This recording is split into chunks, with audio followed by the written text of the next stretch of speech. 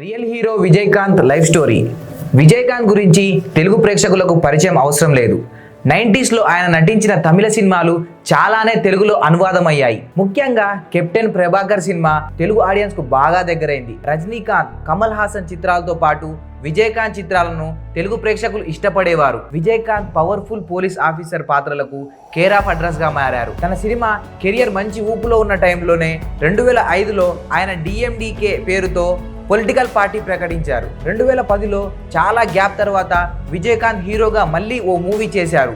విద్యగిరి title తో తెరకెక్కిన ఈ చిత్రానికి దర్శకుడు కూడా విజయకాంతే కావడం విశేషం. చివరిగా 2015లో ఓ మూవీలో ఆయన క్యామియో రోల్ చేశారు. ఇక విజయకాంత్ తన చిత్రాలలో ద్విపాత్రాభినయ పాత్రలను పోషించడంలో బాగా గుర్తింపు పొందాడు. విజయకాంత్ పోలీస్ అధికారిగా 20కి పైగా చిత్రాలలో నటించాడు. తమిళ సినిమాలలో అతను 90వ దశకంలో ఎక్కువ సార్లు కాకి డ్రెస్ ధరించిన హీరోగా గుర్తింపు పొందాడు. అతని మొదటి చిత్రం 1979లో వచ్చిన ఇనుక్కుం ఇలమై. ఆ సినిమాలో అతను విరోధిగా నటించాడు. విజయకాంత్ తరువాతి చిత్రాలు అగల్ విలక్కు, నీరోట్టం, సమంతిప్పు. అయితే ఈ చిత్రాలు పరాజయం చవిచూశాయి. ఆ తర్వాత ఎస్ఏ చంద్రశేఖర్ దర్శకత్వం వహించిన దురాతు ఇడి ముజక్కం, సత్తం ఒరు ఇరుత్తరై చిత్రాలతో విజయకాంత్ విజయం సాధించాడు. అయితే 1991లో విడుదలైన అతని 100వ చిత్రం కెప్టెన్ ప్రభాకరన్ సూపర్ హిట్ గా నిలవడంతో విజయకాంత్ కి కెప్టెన్ అని పేరు ఇంటి పేరుగా మారింది. దాదాపు ఆయన 40 ఏళ్ళు సినిమాలలో నటించాడు. విజయకాంత్ నటించిన చిత్రాలు చాలా వరకు తెలుగులో అనువాదమయ్యాయి. అవి ఇక్కడ కూడా విజయవంతమయ్యాయి. వాటిలో కెప్టెన్ ప్రభాకర్, సిటీ పోలీస్ చిత్రాలు ముందు వరుసలో ఉంటాయి. అంతేకాదు సినిమాల్లో రాణిస్తూనే మరోవైపు రాజకీయాల్లోనూ సత్తా చాటాడు. తమిళనాడు శాసనసభలో 2011 నుండి 2016 వరకు ప్రతిపక్ష నాయకునిగా బాధ్యతలు నిర్వహించాడు. రాజకీయాలలోకి చేరకముందు అతను సినిమాల్లో నటిస్తూనే నిర్మాత, దర్శకునిగా తన సేవల్ని అందించాడు.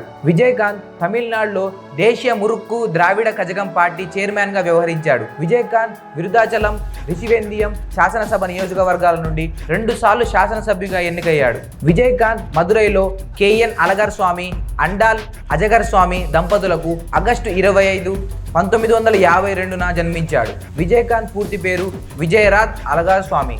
అతను 1990 జనవరి 31న ప్రేమలతను వివాహం చేసుకున్నాడు. వారికి 2 కుమారులు. వారు విజయ్ ప్రభాకర్, షణ్ముగ పాండ్యన్లు. అతని 2వ కుమారుడు 2014లో సగప్తాహం సినిమా ద్వారా తెరంగేట్రం చేశాడు. కరోనా కష్టకాలంలో విజయకాంత్ మనసున్న మనిషిగా అనిపించుకున్నాడు.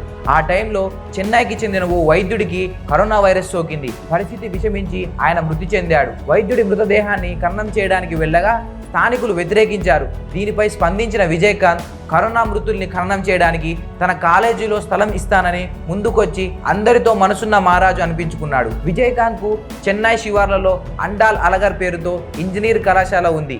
దీనికి ప్రాంగణంలో కొంత భాగాన్ని కరోనా మృతుల ఖననానికి ఇస్తానని విజయకాంత్ ప్రకటించాడు. అయితే విజయకాంత్ ఔదార్యంపై అప్పట్లో సర్వత్రా ప్రశంసల జల్లు కురిసింది. ఆయన పెద్ద మనసును జనసేన అధినేత పవన్ కళ్యాణ్ సైతం ప్రశంసలు కురిపించారు.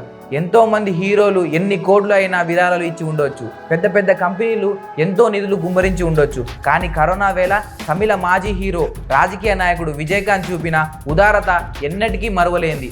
ఒక హీరోగా, ఒక రాజకీయ నాయకుడిగా, ముఖ్యంగా మంచి మనసున్న మనిషిగా గుర్తింపు పొందిన విజయకాంత్ నేడు మన మధ్య లేకపోవడం చాలా విచారకరం.